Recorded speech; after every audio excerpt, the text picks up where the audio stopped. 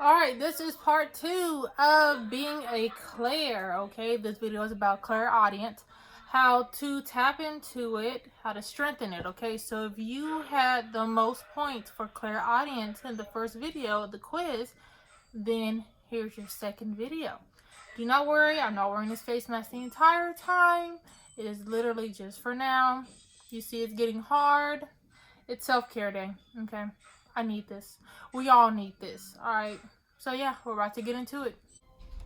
Alright, so let's get into it. So you're probably wondering what is clairaudience, or you have a general idea and you just want some more information. So clairaudience is, here's an example. Someone that you loved had this favorite song and they used to play it all the time and it was with you and this and that, and you hear it. And then you have this thought that comes to your head and makes you think about that person. That is a form of clairaudience. That is a way they're communicating with you, letting you know that they are around and things like that. So again, you hear a song on the radio that seems to convey messages or a confirmation to you, okay? You can ask a question and Little John Yeah comes on out of nowhere, random. There you go. That's literally how things work in mysterious ways, and we tend to debate on if it's true or not, if we're hallucinating, if we're overthinking or not. Remember, do not do those things. Those are going to block it, okay? Doubt is blocking your gift. Okay, remember that. Number 2, an inner little voice helps you make a decision. So you're sitting there wondering what you should do, and this little voice tells you what to do. But also remember that guidance is higher, so it's always something positive, okay? If it's something that is telling you to commit a crime, it is your ego, it's your lower self. Do not listen to that. Listen to the higher up here. Do not listen to the lower, okay? You happen to hear a snippet of someone's conversation and the words are exactly what you need to hear. So you're out in public, you are talking to someone, you're trying to get guidance and you're asking, and then you hear someone in the distance saying something that sounds exactly, that could be a part of your conversation, okay? A loud voice booms from out of nowhere, warning you of impending danger. So a perfect example for this, especially for my Twilight fans, when Bella was on her adrenaline, binges and things like that, Robert would pop up. Well, Edward would pop up and tell her, "Don't do this. You're putting yourself in danger." Like, that's a form of guidance as well.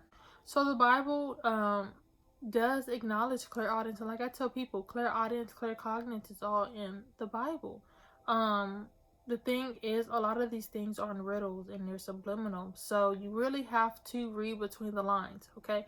But in the Bible, it is called the still small voice, okay? Literally, it's a small voice. Sometimes people hear it more clear than others, such as mediums, like they hear it more clearly and a little bit louder. But again, you can get to that point, but it's literally going to be calm, very small, It's a little hard to describe exactly how it is. And I'm not even going to attempt to, because I'm just gonna give myself a headache trying to do that. But I'm pretty sure a lot of you guys can already hear something and it sounds very small, possibly very faint, so you really have to dial in on it. So one thing is that we need to do is we need to literally release the fear of hearing, voices and whatnot. Typically when someone says we hear voices, we think they have a mental illness or something, which is not true. It's just, literally, it's louder than that. Like, if you literally go to your doctor and say, "Hey, I hear voices, they talk to me, they tell me to do this, and this is all good things that I do," they are probably going to give you some medication. Okay. But it's nothing to, like, get that fear out of your head, because one thing that you should do, look at it this way: we have mediums on TV and everything, they hear voices, no one's calling them crazy, okay? Listen in on it. Do not be afraid of your gift because of what you think other people might have to say about it, okay? I know a lot of people are afraid of their gifts due to religious beliefs. They really believe that it's evil and things like that when it's not. This is a way that God, your ancestors, spirit guides, and ascended masters all communicate with you. Your guardians, angels, this is how they communicate with you, okay? Again, there's other ways. And clairaudience is right now your strongest one. So this is how they communicate with you. So you shouldn't be afraid. You should use it to your fullest extent. I know a lot of people think clairaudience, they're going to hear this big, loud, clear voice, kind of like how I'm talking right now, but that is not always the case. Sometimes it's literally sounding like when say you're in a library and your friend is on the other side of the bookshelf and you hear this light voice talking to you. Sometimes that is literally how it is. It's not going to be someone yelling at you, yelling in your ear, things like that. It is someone that's going to come to you very calmly, because at the end of the day, they do not want to scare you. They do not want to put that fear in you. They really want to be there for you and communicate with you. A lot of people have dark feelings when it comes to their ears, and that's blocking it, okay? A lot of people have like verbal abuse. They always hear nasty, ugly comments and things like that. So they really try to tone out, hearing those things, okay? That's blocking your hearing from divine guidance and things like that. Do not be afraid, okay? You're not going to hear anything negative. So just release the fear, okay? That's really what it comes down to. Releasing the fear, releasing the expectations that you have, because sometimes our expectations are way higher than it should be. Not to say that it's not ever going to meet your expectations, but starting off, try not to have them as grand. Try not to have it as if someone's putting a speaker next to your ear. Right now, we are going to do a method to clearing, your ears clear so you can hear the guidance and things like that, okay? So I'm going to need you to take 3 deep breaths, okay? Breathe in through your nose, out through your mouth, okay? Mentally ask your angels to surround your head. Ask them mentally. Do not say it aloud. Just mentally ask them, okay? Then you're going to ask the angels to lift any fears that you may have about hearing divine guidance, okay? Again, this is all mental. So take another deep breath. See or feel the angels illuminating your ears with love and a brilliantly bright light, okay? Now, after you have released your fears, after you ask them to release your fears, you should definitely feel something going on around your ears, okay? If you don't, that is okay. Do not force it. Do not stress it, okay? With clairaudience, you really have to be open to hearing. You need to release those fears, okay? So, throughout the day, literally say to them, that you release the fears and you welcome them to speak to you, okay? Now, music also increases your clairaudience. So playing soft music in the background is definitely going to increase the frequency and the volume of your clairaudience.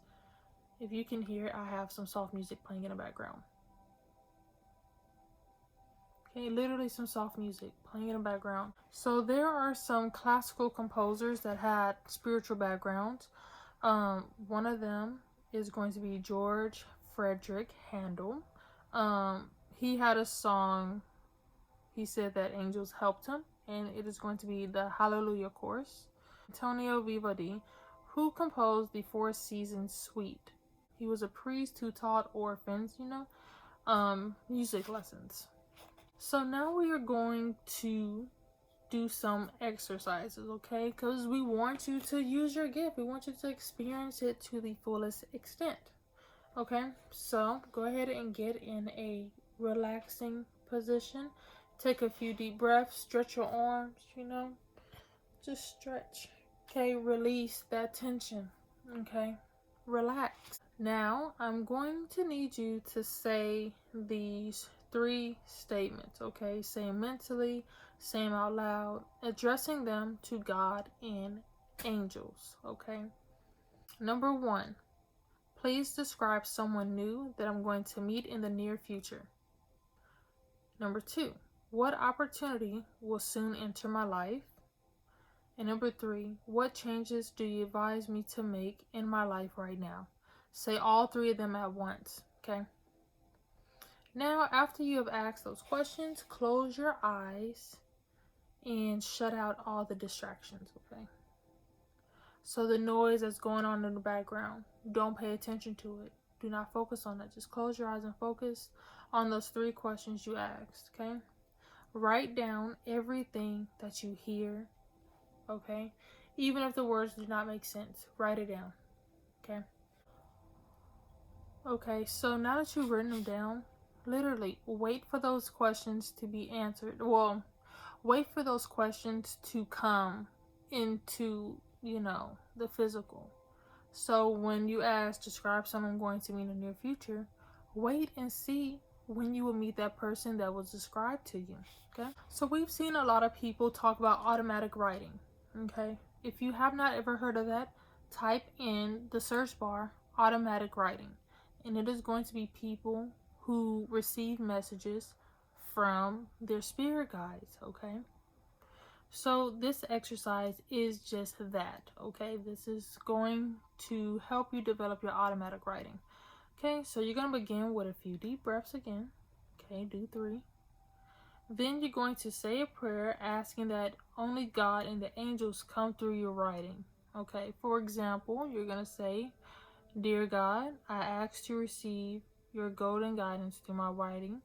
I ask that you and the angels watch over my writing to ensure that all messages are from you and the angelic realm. Amen. And that's it. Okay. If you don't do prayers, that is fine. Just ask for it. Okay. Literally, just ask for it. So now you're going to take a little time to meditate. Okay. We're not going to meditate on here because we definitely want to keep this video kind of compressed and not too long for you guys. But come back to this, So you're going to do a little bit of meditation. Okay. Get into a meditative state. Okay, so you're going to, after you meditate, you're going to lightly hold your pencil, okay? Do not hold aggressive like this, like calm down, like lightly. Like it literally could slip out of my hand if I got any lighter than this, okay? So lightly hold it over paper, or even you can do this at a computer, so just lightly rest your hands on the keyboards, okay?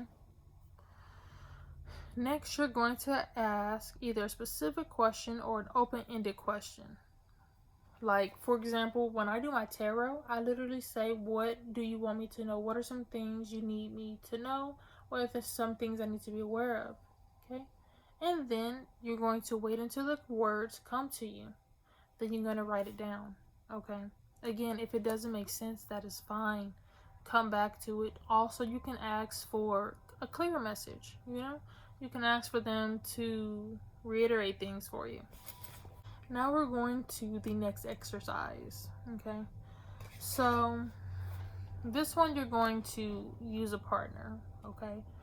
So, with this one, you're going to choose a partner who is open-minded and unafraid of receiving spiritual messages. So, do not get anyone who really is against things like this, okay? You definitely want to get someone who's open-minded, okay? Someone who's definitely going to help you, okay?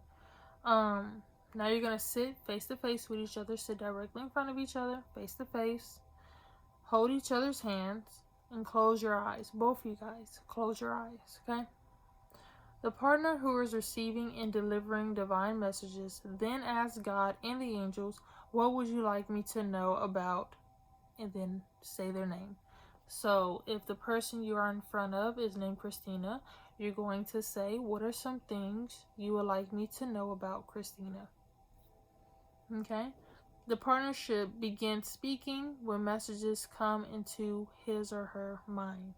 Okay? Okay, so the person should then start speaking the messages that come to your head. Okay?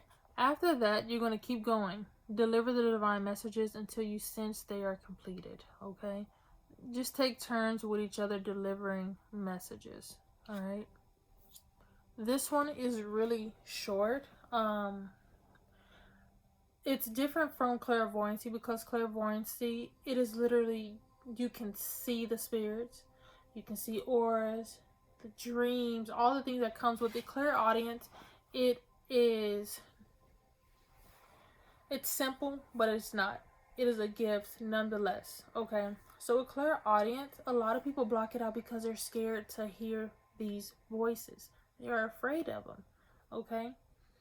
It's not something so simple because a lot of people are afraid of it. Clairvoyancy, everyone wants clairvoyancy. Everyone wants to have visions.